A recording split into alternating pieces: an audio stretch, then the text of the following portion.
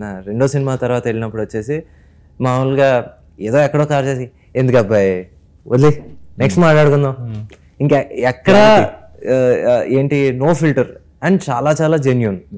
అలాగే నేను ఇంకో సినిమాకి వెళ్ళినప్పుడు కూడా మీకు చెప్పినట్టే యాక్చువల్లీ సార్ కథ చెప్పినప్పుడు వచ్చేసి వెంకీ నాళ్ళు బిజీగా ఉన్నాను, మరి నువ్వు వెయిట్ చేయగలవా చెయ్యి, లేకపోతే మరి నేను ఎవరిని వెయిట్ చేయమని మాత్రం నేను అన్నాను, చూసుకో అంటే నాకు అలాగే ఒక 2-3 monthsలోనే ఇలాగా ధనుష్ గారికి ఇలా సెట్ అయింది. సెట్ అయిన తర్వాత వచ్చేసి ఫస్ట్ రవణగా వచ్చేసి అప్పటికి ఇంకా కోవిడ్ టైమ్స్ అంటే రవణ ఒకసారి కలవచ్చా అంటే వెంటనే వీడియో కాల్ చేశారు.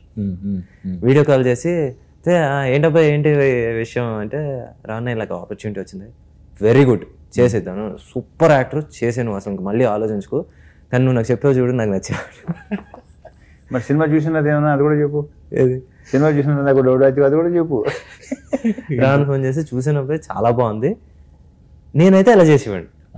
నేను అసలు బాగోలేని ఫీలింగ్ నాకు లేదన్న తనే ఉంటాడు, లేదు ఇప్పుడు నువ్వు ఉంటే ఒకలా ఇలా ఉంటుంది తను కాబట్టి ఇలా ఉంది అని తను అంటాడు, ఫైన్ బాగుంటుంది. సో అలా సో ఎక్కడ వచ్చేసి నో గ్రడ్జెస్ నథింగ్, నా దగ్గరికి వచ్చేసి ఇంకోళ్ళ దగ్గరికి వెళ్తాం ఏంటి, లేకపోతే వెయిట్ చేయలేడా, ఇలాంటి అసలు మామూలుగా ఎక్కడ జీరో క్లారిటీ.